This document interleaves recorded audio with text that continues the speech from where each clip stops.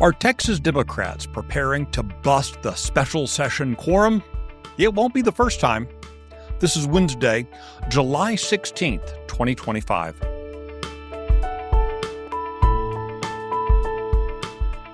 Texas Scorecard presents the day's first news for the Lone Star State, the Texas Minute, with your host, Michael Quinn Sullivan.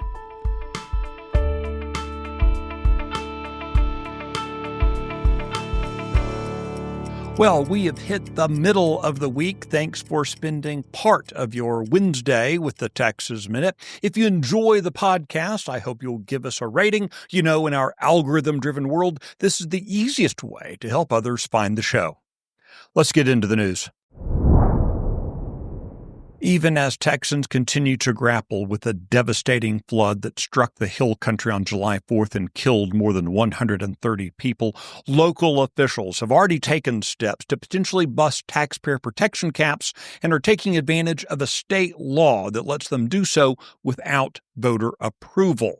Earlier this week, even as teams were searching for the dozens of people still missing, Kerr County commissioners unanimously authorized the tax assessor to calculate property tax rates using a special provision in state law that allows for a higher cap on increases in the wake of a disaster. Now, the move doesn't immediately raise property tax bills in Kerr County, but it lays the groundwork for doing so. And Kerr County isn't alone in this. Last year, Harris County used the same disaster loophole to impose an 8% tax hike that's more than double the 3.5% that's typical, citing a prior disaster declaration.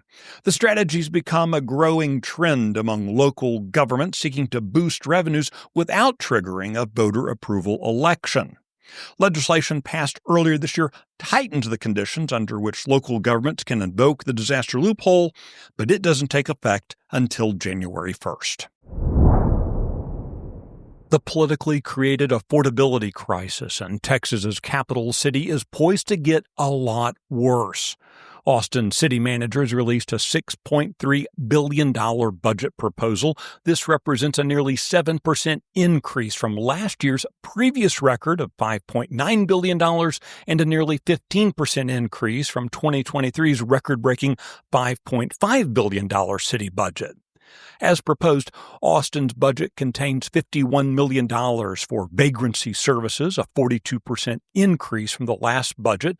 It also includes significant increases in various race-based programs, such as the Office of Equity and Inclusion. Meanwhile, the proposal includes a cut to the Austin Police Department's overtime budget.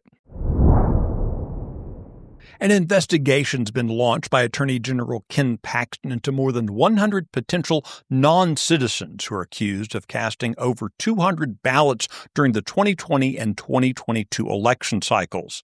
The majority of the suspected illegal votes are concentrated in Harris County, which of course is Texas's most populous county.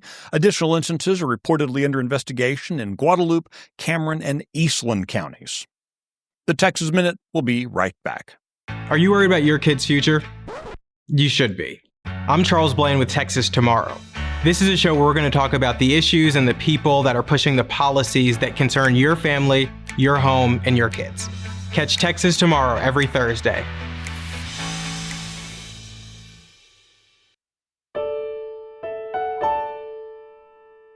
So with Governor Greg Abbott calling lawmakers into a special legislative session starting next week with an agenda stacked with GOP priorities and focused on congressional redistricting, Democrats are publicly plotting a quorum break.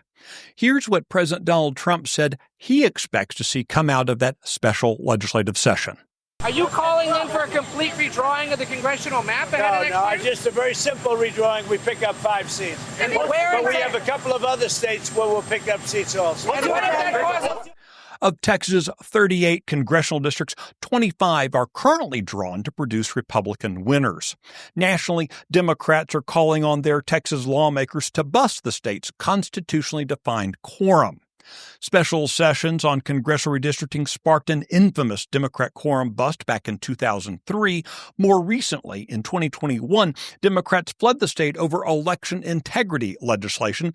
Nearly 60 of them chartered private planes to Washington, D.C., bringing legislative business to a halt for 38 days.